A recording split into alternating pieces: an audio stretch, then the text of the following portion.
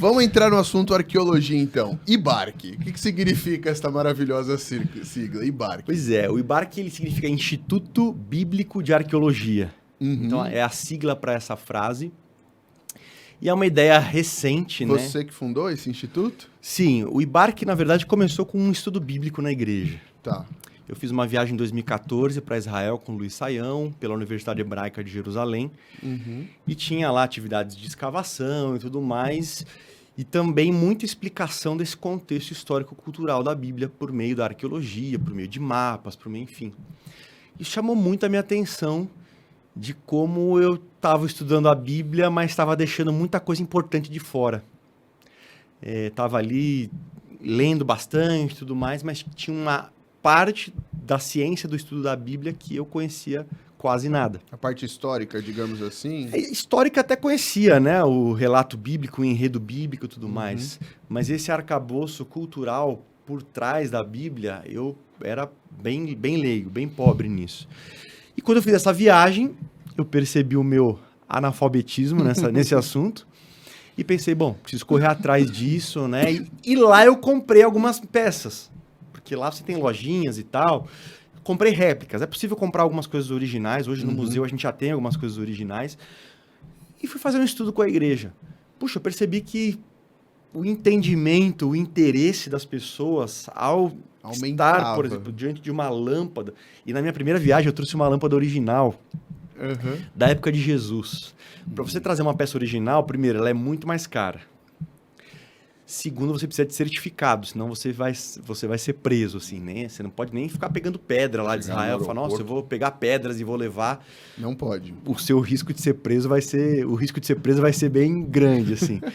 Então, essas peças, elas têm lojas especializadas que podem vender moeda, essas coisas repetidas, né? Moeda. Sim. Quando a gente pensa nesses jarros, só tem um.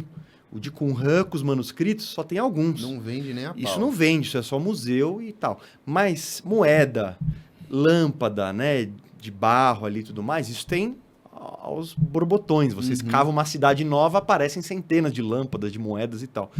Então, não dá para ficar botando tudo isso no museu, não precisa, já tem lá uma cópia. Ter uma então, como referência. tem lojas que se especializam nisso, se tornam distribuidores disso e vendem. Mas, por exemplo, uma lâmpada, se você for comprar em Israel uma réplica, ela vai custar $7, $8. Uma original, $200, $300. Então, a diferença é bem significativa. Mas é original. Puxa, quando o pessoal chegou diante de uma peça original do tempo de Jesus, achada em Jericó, um lugar onde Jesus passou... Não estou dizendo que Jesus pegou naquela lâmpada, mas passou perto. É diferente. Se você ama... Na casa de Zaqueu, inclusive. Ele dormiu naquele quarto e apagou aquela lâmpada para dormir. Aí vale mais que $200. Olha, essa daí não ia ser vendida, não. Aliás, a lâmpada nem apagou, porque ele apagava e a luz continuava acesa. Mas puxa, Zaqueu esteve perto dessa lâmpada. Bartimeu esteve perto dessa lâmpada. Jesus esteve perto. É um objeto que atravessou os 2000 anos para... Então, tudo isso toca muito no nosso coração. E despertou muito o interesse da galera na hora que você trouxe. Despertou. Então, um acervo de 10 peças ali, um negócio bem pequeno. E eu falei, puxa, eu também gostei muito disso, tinha me impactado muito. E eu já tinha colocado na minha programação sempre que pudesse fazer viagem bíblica para terras bíblicas. E a partir disso começaram algumas viagens para a Grécia e para a Turquia, né, que são lugares muito atrelados ao Novo Testamento, que é a Ásia Menor, Roma, Grécia, todas as cidades ali de Corinto, Filipos e tudo mais. Só que aí eu já fui preparado só para trazer peça. Vou para comprar. Roupa quase nada. Viagem de compra, o quê? Eu me viro com a roupa do corpo e mais umas 2, 3. Agora... Ainda bem que você não tinha filho naquela época, né? Não tinha filho. Ó, filhinho, eu trouxe para você uma lâmpada de Jericó. Aí eu peguei a quebrar, né? Original, assim. Então eu já fui com um plástico bolha, já fui preparado para trazer tudo, porque isso vai na mala, né? Você, enfim, tem coisas aquele carinho que eles tratam a nossa E aí o mala. acervo de 10 virou 50. E aí já foi um estudo mais legal ainda. E aí eu pensei, puxa, já pensou se a gente tivesse um espaço, considerando que aqui a gente tem muito pouco disso? Museu de Arqueologia, tem um museu da Bíblia ali em Barueri, que fala um pouco mais sobre tradução, sobre manuscritos e coisas assim. Eles têm até uma réplica bem legal da prensa de Gutenberg. mas não peças de arqueologia ou coisas do tipo. É mais o trabalho da SBB de... É mais em relação à Bíblia e menos em relação ao contexto bíblico. Isso, é mais texto, é mais nesse sentido. Eles têm lá a Bíblia em todas as línguas e coisas muito interessantes. Não vai sair um museu em Brasília agora? Aquele MUBI lá, o Museu da Bíblia? Eu ouvi falar nesse... Tá uma discussão séria, agora a Sociedade Bíblica, que acompanha esse assunto, a Sociedade Bíblica, ela tem agora um projeto de fazer em Recife. Não mais em Brasília. Tem uma discussão política imensa, aí entrou o dinheiro público para a Bíblia, o Estado laico, blá, blá, blá. Agora tem um projeto grandão aí, já em curso, que foi lançado agora ano passado, de criar um museu da Bíblia em Recife. Que é uma coisa que... fantástico, né? O Museu da Bíblia lá de Washington, que você pode até pensar que é velhinho, mas é novíssimo, né? Aliás, você esteve lá, né? Então, aí você tem lá alta tecnologia misturada com coisas antigas para poder ver tudo sobre a história da Bíblia. Mas nada se compara a Israel, né? Sim, Israel é onde o verbo se fez carne, né? Como a gente brinca. Então, você tem escadas em Israel... que são as mesmas que Jesus subia para ir para o templo e para sair do templo. As mesmas, originais. Sempre que algum texto da Bíblia que você lê que Pedro foi para o templo, que Paulo foi para o templo, que Jesus foi para o templo, passou por ali. Maria foi para o templo apresentar aquela escada. Tanto que um dos astronautas, né, tem um relato de que Armstrong, que pisou na Lua, né, que ele foi visitar Israel e subiu por essa escada. Quando ele soube que aquela era a escada que Jesus e os apóstolos tinham passado, ele falou: estou mais emocionado de pisar nessa escada do que ter pisado na Lua. Ô, louco. Então, é muita história, né? A Lua é um lugar, agora ali a história aconteceu, né? Eu vou investir nesse negócio. Aí fiz a conta de todo o meu caixa mesmo. Fiz pesquisas na internet, nos museus, com fornecedores do mundo inteiro. Nós estamos falando do mundo inteiro mesmo. Tem coisa da Austrália, tem coisa de Israel, tem coisa da Grécia, tem coisa tal, e tem coisa até do Acre aqui no Brasil. E fiz a conta tal, e nesse momento sai a notícia que eu tinha um tumor na carótida aqui. Nossa, você se planejou tudo pra investir no negócio? E eu, que não sou um planejador muito bom, não tinha plano médico, né? Não, isso aí eu quase bati, né? Não é possível. Eu lembro que eu almocei com o Paulo um pouco Não é antes da possível. cirurgia. A gente almoçou ali semanas antes, né? E a gente orou junto, inclusive. E aí a decisão era, bom, eu sigo meu projeto ou eu pago uma cirurgia particular. Aí eu fiz umas visitas no SUS, senti confiança no médico, inclusive era um médico do Sírio-Libanês, né? Existem médicos muito bons lá. Aí entrei na filinha do SUS e fui de cabeça pro projeto. Investiu tudo que você tinha no projeto. Tudo que eu tinha. Você acredita num negócio desse? Olha, glória a Deus que deu certo, né? Mas assim, Não me bate, Paulo, não me bate. esse rapaz que é brilhante, um advogado brilhante, não tem um plano de saúde. Primeiro. Hoje eu tenho. Segundo, pelo menos. Eu aprendi a lição. segundo, ele pega o dinheiro dele que poderia fazer a cirurgia lá e investe na arqueologia e vai para a fila do SUS. Acho que foi Santo Bernardo que você foi. Exatamente. Você foi Memória- operado, né? Memória lá, Paulo Oliveira, né? Não, me gravou esse negócio. Falei, não é possível. Olha, eu sou muito amigo do pai dele. Eu fico pensando, o que os pais devem estar pensando nessa E história? até pessoas falam, não, então a gente vai pagar. Eu falo, não, eu tô sentindo paz, confiança aqui e tudo mais. Deus falou comigo, né? Essa é uma outra área a se conversar. Eu tive um sonho com a minha cirurgia. Na verdade, foi mais do que um sonho, né? A gente sabe o que é sonho quando a gente come uma que é de pizza e tal. Deus. E quando você vive um nível de realidade ali que você não sabe se acordou, se você está dormindo, se você... E eu passei por toda a minha cirurgia. Você viu você Eu sendo operado. me vi sendo operado, terminando e eu saindo do hospital. E quando eu acordei, eu pus a mão, falei, acabou, tal. Eu falei, não aconteceu nada. Então, para mim ali também, isso já estava perto da cirurgia, já estava tudo encaminhado, né?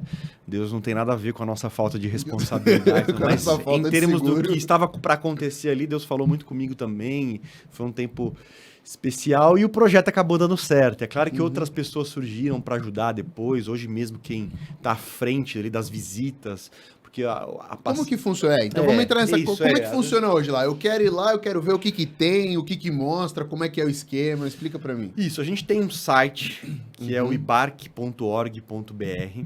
Tem Instagram também, que eu vi. Tem Instagram também, IBARC. Tem um canal no YouTube já com muito material produzido pelo Thiago Sinato, que é essa pessoa, que é esse rapaz que fez pós-graduação em teologia também, é descendente de judeu, ama o projeto, se aprofunda, estuda bastante. E ele que está à frente hoje desse projeto e das visitas. Então você entra ali no site, você vai poder adquirir um ingresso. Desde 2022, hoje o IBARC possui ingresso. Por quê? Porque até o ano passado não tinha ingresso. Eu até estava conversando com você no privado de que várias vezes a gente chegou lá de camiseta, todo pronto, preparado para explicar para o grupo, de graça. Durante anos foi assim, aí a pessoa, não deu para ir, eu acordei meio tarde. E você lá esperando. A gente percebeu que tem esse negócio que às vezes a pessoa precisa investir alguma coisa para valorizar, puxa, eu tô com sono, mas eu tenho um compromisso, eu paguei. Então hoje tem um valor de ingresso, não é nada exorbitante, também tem um caminho social, se você está assistindo, quer visitar e fala, não, esse valor de R$30 eu não posso pagar sem... Você pode procurar, conversar com a administração lá e você pode ir sem pagar também, tá? Mas hoje...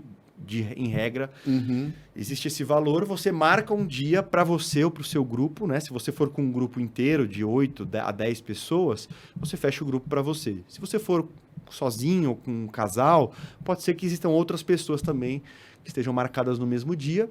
E aí você vai fazer um tour que começa na história da escrita, as primeiras escritas egípcias e sumérias, que é onde a escrita surgiu por volta de 3.500 a.C., né?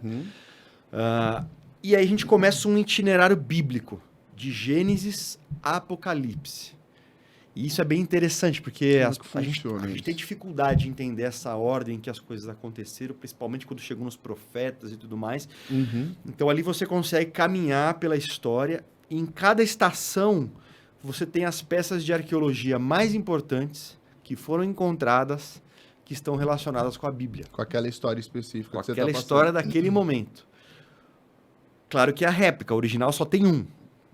Que está no museu. Qual museu? Museu de Jerusalém, Museu do Louvre, Museu Britânico, Museu do Cairo, Museu Metropolitano de Nova York, enfim. Só os grandes museus do mundo têm artefatos originais.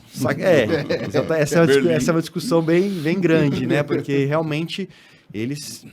acumularam tudo, levaram tudo. Por outro lado, eles preservam como ninguém. Você vai, por exemplo, no Iraque, que foi base da Assíria, base da Suméria, base da Babilônia, tá tudo destruído. Você não consegue, enfim. Se não tivessem tirado de lá, a gente talvez não teria. E se você então é bem. E o que estava preservado foi destruído depois, agora com os ISIS aí. Tudo exatamente. Isso. Então impressionante. É uma coisa muito difícil. O próprio Egito agora, né, que tem suas peças espalhadas pelo mundo, inaugurou um museu muito impressionante no Cairo e está tentando negociar com os museus o retorno de muitas peças, né? Isso é uma briga difícil. Esse é um ponto interessante, mas é muito difícil para uma pessoa, vamos pensar aqui num brasileiro, que vai conseguir viajar para todos esses países... para ver o original. Para ver o original e aprender sobre aquela peça no original, lá no museu original.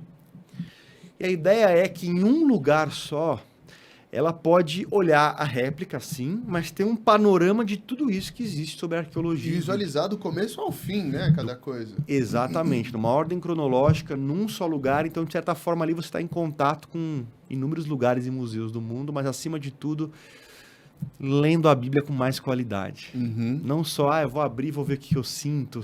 Não, tem mais, tem contexto. Tem contexto, tem ideias que você pode relacionar com o que você está lendo. É muito rico, é muito especial você ler a Bíblia com esse arcabouço cultural, histórico, que a arqueologia favorece. Mas aí, voltando pro prático, desculpa te cortar, eu tô curioso mesmo pro IBARC, eu acho que a galera vai gostar, porque é a maneira de ter uma experiência com a Bíblia na mão, né? Tipo, olha, aqui, descobriu o primeiro, aí você vê o negócio... Então, como funciona? O cara entra lá e aí vocês vão fazer um tour com ele por cada parte da Bíblia, tem vários tipos de artefatos, como é que funciona? Exatamente, então uma visita guiada, sempre vai ter alguém acompanhando, claro que no final você pode ficar livre, tirar suas fotos, fazer o que for, mas você vai passar pela escrita, pela criação, pelo dilúvio, por Babel, você vai passar pelo Egito, escravidão no Egito, libertação do Egito, período do deserto, período dos juízes, período dos reis, divisão do reino, destruição do reino do norte em 722, destruição do reino do sul em 586. Aí você segue depois para o período da Pérsia em 539. Aí você segue para o período grego de Alexandre o Grande. E vocês vão explicando tudo Vamos que está explicando. Então, relacionado com a Bíblia, com aqueles artefatos. Exatamente. É como se fosse uma aula de história, geografia, Nossa, isso é cultura, fantástico. no mesmo lugar e sempre entendendo a intervenção de Deus na história. Porque se você for pensar na Bíblia, ela é essencialmente uma história e as intervenções de Deus na história. Né? Ou seja, você não pode perder uma dessa, mas que é fantástico, né? Não, Fantástico. realmente. Para quem tá fazendo Bíblia toda também, né? Ah, você que tá me seguindo no Bíblia toda, nós já estamos aqui em Juízes. Juízes para a primeira Samuel, né? Isso. Não, vai Ruth, primeira e segunda Samuel, mas... Não, tem várias coisas que você tá falando lá, das tribos, entrei no Instagram e vi que tem artefato, réplicas do lado que você tá falando no Bíblia Toda. Então você que tá vendo os negócios do Bíblia Toda e quer ter uma ideia também, acho que vale demais fazer essa E eu visita. quero